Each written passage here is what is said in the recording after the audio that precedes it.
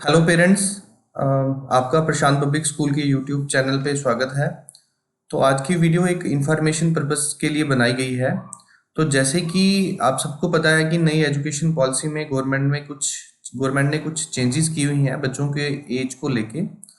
तो सबसे पहले मैं नर्सरी क्लास में जिन बच्चों की एडमिशन होनी है उनके ऊपर कुछ बात कर लेता हूँ कि जैसे अगर आपका बच्चा 3+ हो चुका है और अगर आप उसको नर्सरी क्लास में डालना चाहते हैं तो किन किन चीज़ों का आपने ध्यान रखना है कि आपका जो बच्चा है वो 31 मार्च 2024 में 3+ होना चाहिए।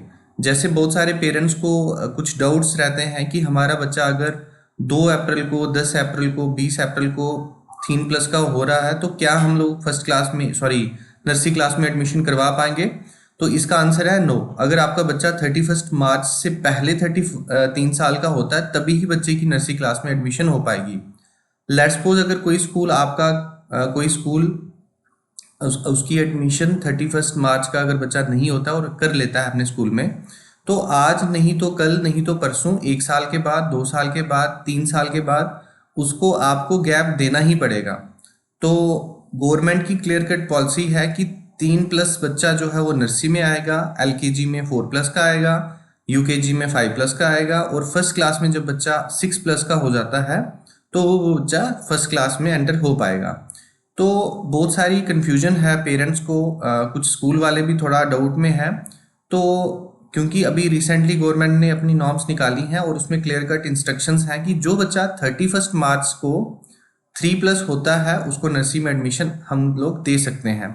अगर एक भी दिन आगे होता है तो वो बच्चा नर्सरी क्लास में नहीं हो पाएगा। इवन कि जो बच्चे पाइपलाइन में है, लेट्स सपोज अगर बच्चा कोई यूकेजी में है या एलकेजी में है और वो बच्चा 4+ का नहीं है 31 मार्च के अकॉर्डिंग, तो उन बच्चों को भी, उन पेरेंट्स को भी मैं ये बोलूँगा कि आज गैप देना बड़ा ज़रूरी है। अगर यही बच्चा आप आगे कंटिन्यू करते रहेंगे और बाद में उसको गैप देना पड़ेगा तो बच्चे के लिए भी प्रॉब्लम है और पेरेंट्स के लिए भी प्रॉब्लम है। तो समझदारी का एक फैसला आज ये है आपके लिए कि आप अगर लेट्स सपोज आपका बच्चा एलकेजी में है और वो 4+ का नहीं हो रहा है 31 मार्च के अकॉर्डिंग, तो बेटर है कि आप उसको एक रिपीट क्लास में एक क्लास उसकी रिपीट कर दें। क्योंकि जब वो बच्चा फर्स्ट में जाएगा तो उसको से 6+ ही उसकी एज चाहिए है। अदरवाइज वो गवर्नमेंट के नॉर्म के अकॉर्डिंग पोर्टल में या कहीं भी रिजल्ट में वो बच्चा एनरोल नहीं हो पाएगा। तो मैं सभी पेरेंट्स से ये रिक्वेस्ट करूंगा कि एक ऑफिशियल नॉर्म्स है गवर्नमेंट के। लेट्स सपोज अगर आप बहुत ज़्यादा ट्राई करने के बाद अपने बच्चे की एडमिशन करवा भी लेते हैं तो आपको आज भी प्रॉब्लम आएगी, कल भी प्रॉब्लम आएगी, क्योंकि गवर्नमेंट्स के नॉर्म्स से कोई चीज़ ऊपर नहीं है। कोई स्कूल इसको डिनाई नहीं कर सकता। लेट्स सपोज बड़े सारे स्कूल्स करते हैं वो कुछ एफिडेविट या कुछ ऐसी चीज़ें लेके बच्चे की एनरोलमेंट कर देते हैं उस क्लास में। पर बाद में बहुत सारे बच्चों को प्रॉब्लम आती है जब उनकी एज जो है उनकी क्लास के साथ मैच नहीं करती है, तो फिर उनको उस टाइम पे रिपीट करना पड़ता है।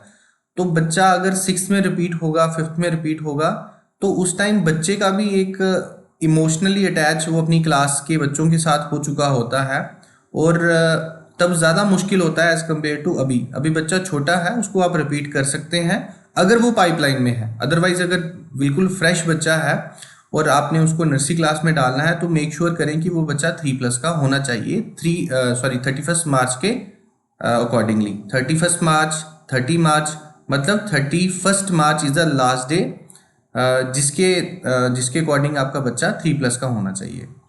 Thank you so much.